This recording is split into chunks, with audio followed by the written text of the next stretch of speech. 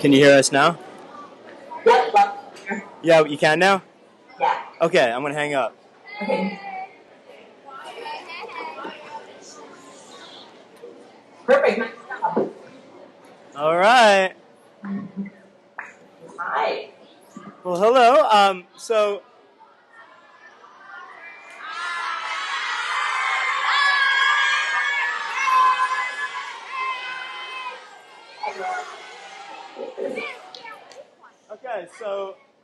Rachel and Mark, it's so nice to finally see you and meet you in person, kind of. I wanted to let you know that we talked to the kids a little bit about kind of what to expect today, but we also let them know how much we appreciate you getting up so early. You know, it's super early in California. But anyway, I'll let you guys kind of get started. Great. Thanks. Good morning, everybody.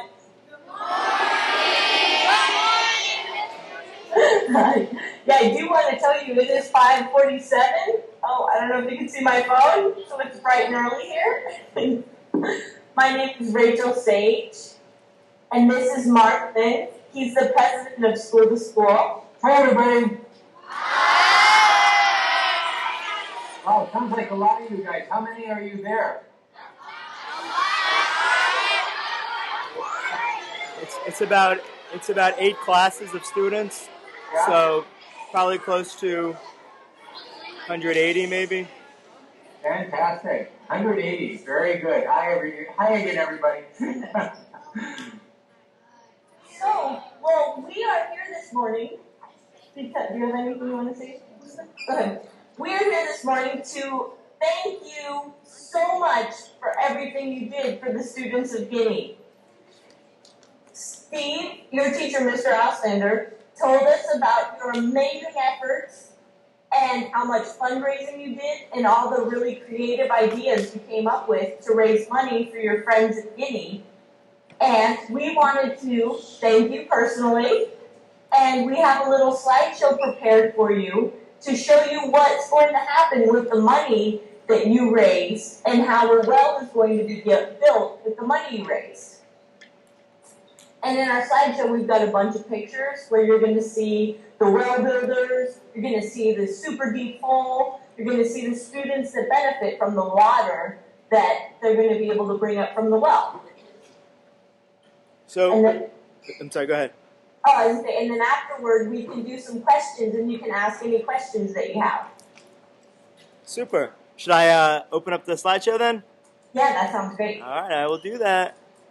And I'm going to have to duck out in about 5 minutes, so if I don't see everybody again, I just wanted to be here and say hi. And I'm thrilled that you're all taking part in this, and I hope we can do it again next year. Absolutely. Yeah. Thank you, Mark. Yeah. Thank you, Steve. I don't know, just do the best you can do.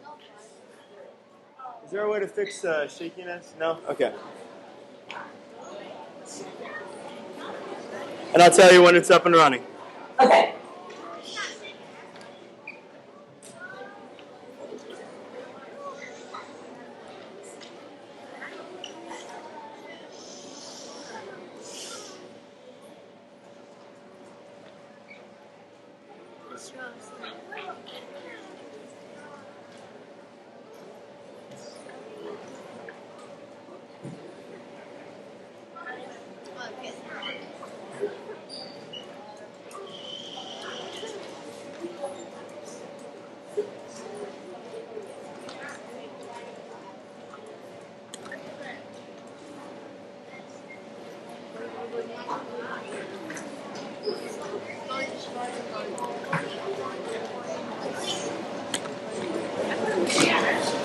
Okay, here we go.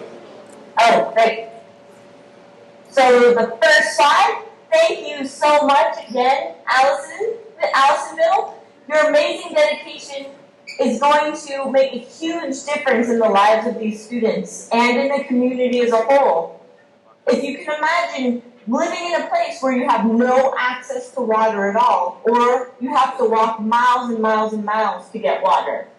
And right now we're so lucky we can just walk into the kitchen or the restroom and just turn on a faucet and there we have fresh water. But these students, they don't get that opportunity. They have to walk for miles in the heat or in the rain to get fresh water to be able to drink in the morning or to make food with, or even wash their hands. I know Becky's talked to you a little bit about how important water is and how important clean water is, because sometimes people will get water that's not very fresh and not very clean, and that's how illnesses spread. So what you've done during this school year is going to make a really big difference to these students and the community as a whole. And we'll show you some of the reason, or we'll show you some pictures of how the community changes once the well is built. So we'll go to the next slide. It says, let's hear it for. Yep, let's hear it for. We've got Offeld, class Offeld. You can cheer a little bit if you hear your class's name. Yeah, Parrish. Is it Cipolla? Sapella. The third grade classes participated in the pen pal letters, but didn't really fundraise, which is okay. Hudson. Hey Hudson, I heard you guys raised $1,700 with your poetry jam, right? Nice job. So. Weiger.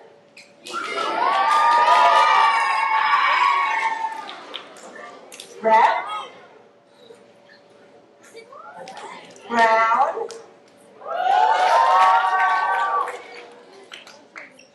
Bartenbach. Snyder. You guys are loud. Mobley. Stewart. And Bowles. Dills. Last but not least, Auslander.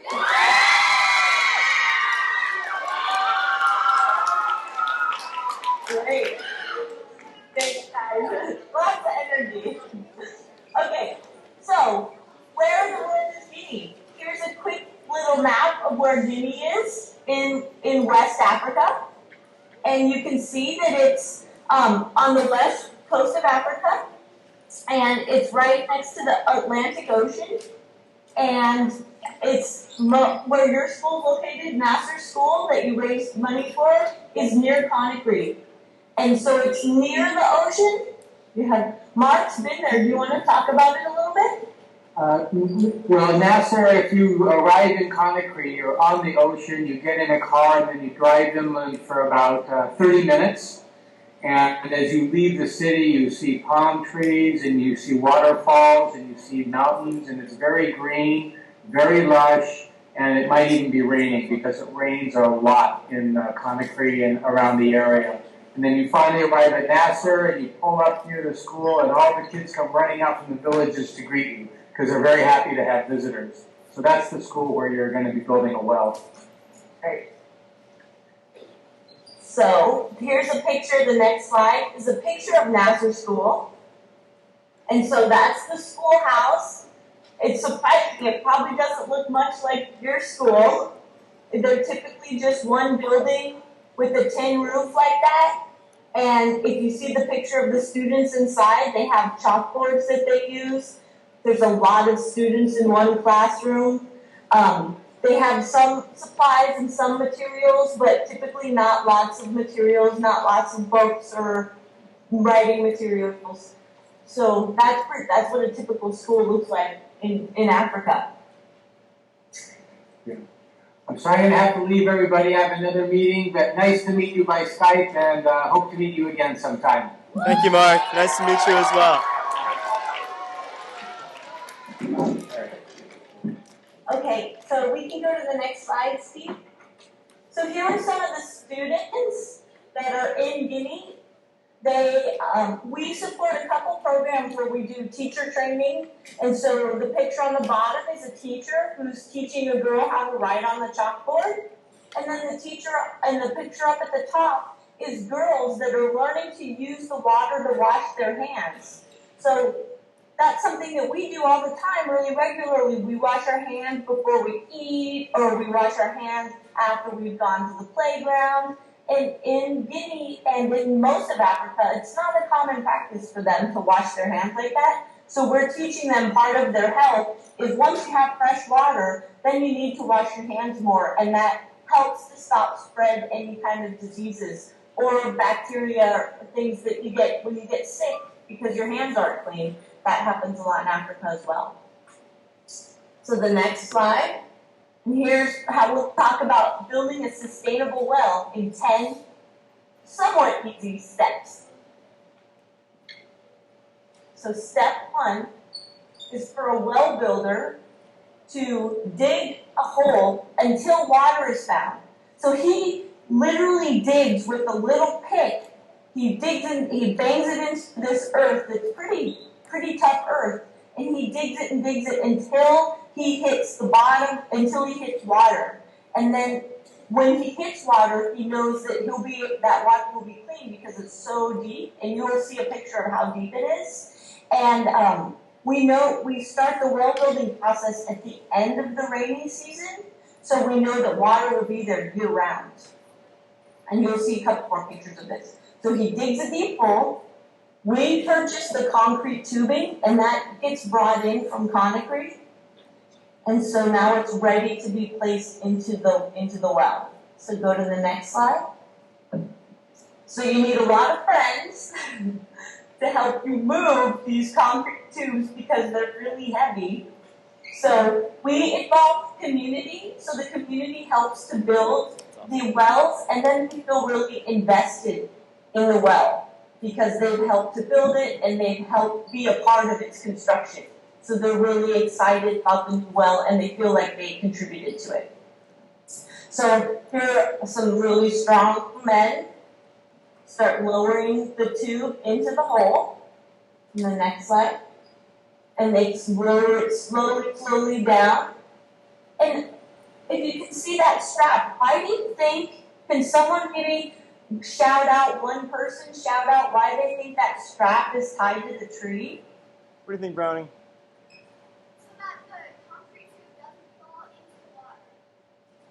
She said, so the concrete tube doesn't fall into the water?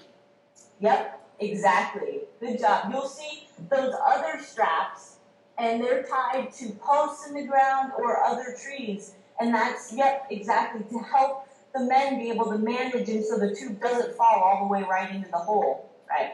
And then they can lower it down slowly. Concrete actually breaks really easily, so they need to try and lower it down slowly. So next slide. So the tube goes deeper and deeper and deeper into the hole until, splash, it hits water down at the bottom. And then the well builder, the well builder goes down and they test the water again. And you can see now how deep that well is. And hopefully you can see the water down there at the bottom of the well. Because he's down there and he's touching some water there. And you see those little cutouts on the side. Can one person tell us what those cutouts on the side of the well are for? I see a hand. What do you think, Scout?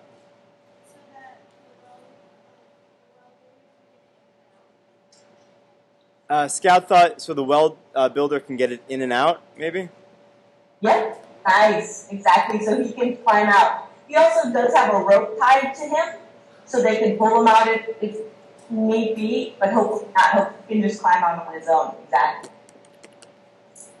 So step 8, they lower more tubes into the well, and they keep lowering the tubes into the well so that the well doesn't collapse at the bottom. So the concrete will hold the hole in place so it doesn't collapse in on itself and seal the well.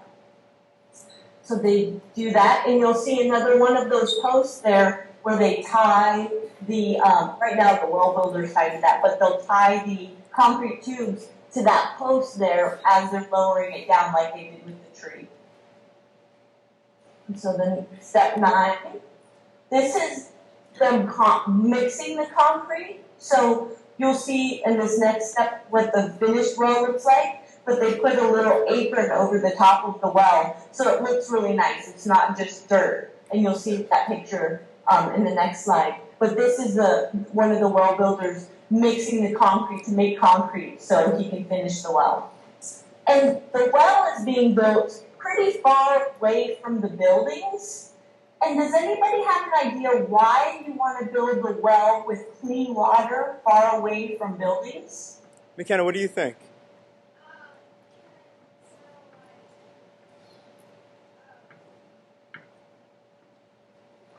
Okay, another hand? What do you think, Sean?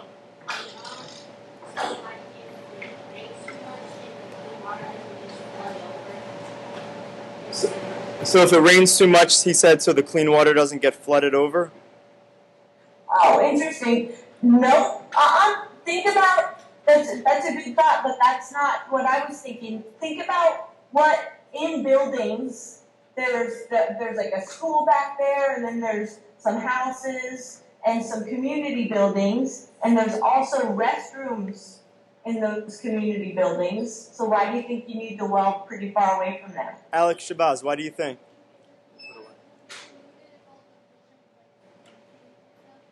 He thought about pollution from buildings. Yep, exactly.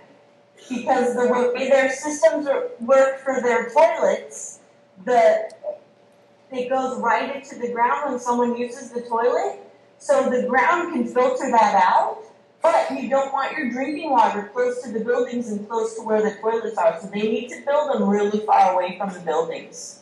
It's actually a law how far away a well needs to be from the buildings. And that's the case in some areas in California or in the United States as well. Some people have wells in their houses, and they need to be a certain distance away from their house, depending on what kind of system they have for their sewer. Interesting. So nice job, guys. And step 9, there's our finished well. So the concrete that the builder was mixing there makes that really pretty walkway around the well and the steps up to the well. And then the green handle, a bucket, you'll see another picture. You hang a bucket from that green handle, and they open the lid, and they roll the bucket down to the water, and then roll it back up, and then put the water in whatever. They'll have jugs, or sometimes they have those big, like plastic jugs, or sometimes they'll have big clay jugs that they carry on their head and transport water back to their houses. So the next slide. The wells become gathering places for students and the whole community. And that's the amazing thing that you guys have done for this community and this school at Nassar School. Is you can see the woman in pink there, all the students around her. Most of the students in Guinea wear uniforms like that. So those are all students at the school. It's a different school that just got well. And now they're super excited about their school. The community is excited about their school, and they go to the school all the time because water's there. And so they feel like it's a really exciting place to be and a happy place to be is the school, where sometimes in Guinea and in Africa in general, some people don't like going to the school because they feel a little intimidated by it. Maybe a student's parents didn't go to school, so they feel that by going to school, people will find out that they're not as smart as their kids, or that teachers are really smart and they don't want to talk to them. But by building a well in the school, it brings the whole community to the school, and it becomes a part of their life. So the students get excited about it, the parents get excited about it, and it's a gathering place for everybody. So once your well is built, we will do a ribbon cutting ceremony, like the one with the woman in pink. That was a ribbon cutting ceremony, and it was the first time that they used water to get water from the well. And so we'll get you pictures of that once that's done. That will be unbelievable. I cannot wait. It's going to be so cool. And so the next slide is some interesting facts just about Guinea and about water. So coastal Guinea, where Nassar School is, receives 14 feet of rainfall every year. It's a lot of rain. The rainy season is from June through October, and they call that the monsoon season also. So sometimes when it rains, we'll say, oh, it's winter, it's going to rain a little bit. It rains there, it'll rain for 2 weeks straight without stopping raining. The whole time it'll just rain. And then it's really interesting in Africa, you think, oh, with all that rain, they're going to have tons of water, but the water just lands on the ground, and then it runs off into the rivers, and people use the rivers to bathe, and sometimes to go to the restroom, and for their cows, and all these other uses for the river, so that water is not clean. So even though it's all this rainwater, we need to dig the well to extract clean water from the bottom that's been filtered out by the earth. SCS School waits till the end of the dry season. So once the dry season ends, which ends right about May or so, that's when we start building our wells. Because we know if we dig a well at the end of the dry season and hit water, that water is going to be there year-round. Whereas if we dug a well in the middle of the rainy season, it's called the water table. The water table is higher. So there'll be water there, but it might not be there all year round. So next year, in April, we're going to hook up with our well builder, tell him we need a well at Nassar School, and he's going to start digging our well at Nassar School for you guys in April, or at the end of April, beginning of May, and the well should be done by the end of May or the beginning of June. And then we'll have some photos for you. And the average Guinean earns about $45 a month. A month. So that well builder too is going to benefit from your money as well, because now he's going to have a job next year. It's awesome. Right? He's just finishing up 3 wells for us. So we just built 3 wells at 3 schools, and next year we'll have your well, and we have another well that's going to be built, and hopefully a couple more. Awesome. Awesome. So I want you guys to take your hand and pat yourself on the back, because you guys did an amazing, amazing thing. And we're just so proud of you and so thankful. And I'd love if there's time to answer any questions you guys might have. Yeah, we have about 5 minutes. Okay. And first, before we do questions, Rachel, once again, thank you so much. That was a great slideshow, and we learned a ton. And real fast, boys and girls, who can tell me when will our well begin construction? When are we going to begin construction on our well? Is it going to be this year? No. When is it going to be? Mitchell. Yeah, April of 2013. So next year they're going to start. Okay? All right. We have a few minutes. Take a moment and think to yourself of questions you have. We only have a few minutes. So quietly think. Now, boys and girls, we need to get voice level 0.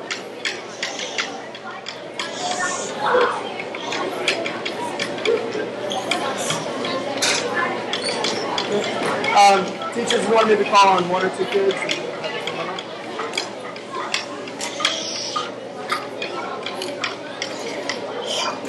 Hey guys, voice it up.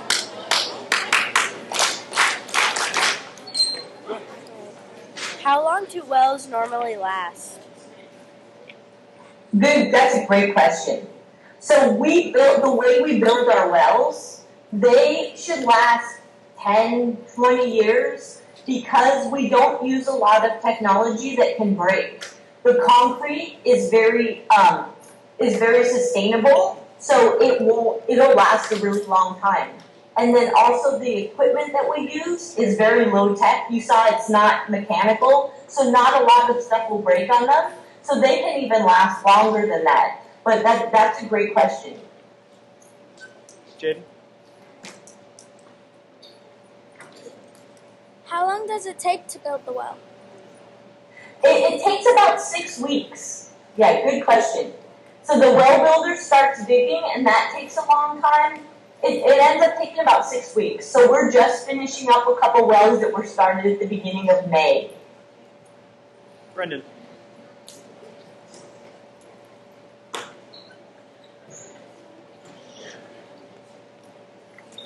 How many people come to get water from the well once it's built? That's a tricky one.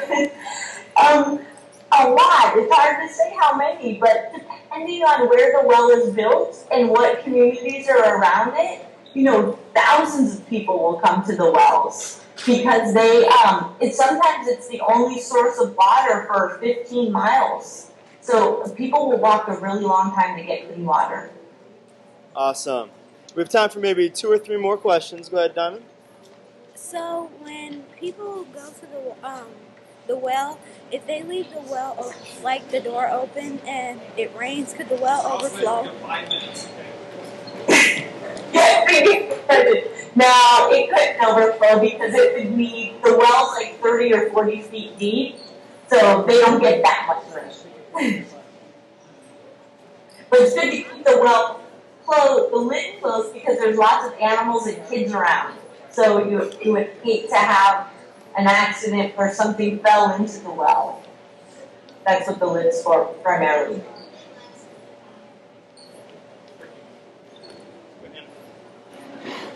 About how many people are in the village? That I'm not sure. Probably several hundred, maybe 500 or so. The villages are very big also, so they spread for a really long way. I would say about between like 300 to 500 people. Do you think you're gonna visit Guinea and see it? Oh, I sure hope so. I know Mark is going there in August, so he's actually going to visit National School in August to talk to them about some of our other programs. When the well builder digs and it finds water, how many gallons is it usually? So it's almost an unlimited supply of water. So that water will last until the next rainy season comes, and until the rainy season, and then the rainy season will start filling up the well again. So it's sustainable. That well will be there, and water will be there forever. How many students go to Nasser? Gosh, I think it's less than 100. I'm not sure. I think it's about 75 or so. What's your favorite part about helping New Guinea?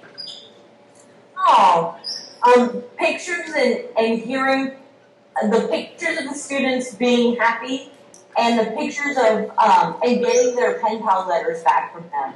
That is just amazing. Just seeing what they're writing back to you guys and what their interests are and how excited they are to hear from you. That's my favorite part. And this part, I love this. This is awesome to see you guys and hear how much you've dedicated yourself to this program. It's amazing. And this is our last question.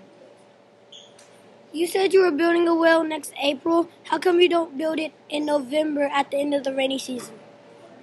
Well, we wait until the end of the dry season. So at the end of the rainy season, then the well will have the water table where all the water is held like on the planet is going to be at its highest level because it just finished raining. So that means we might dig a hole for a well and find water, but water might not be there year-round. So we wait until the dry season ends because the water table is at the lowest at the end of the dry season.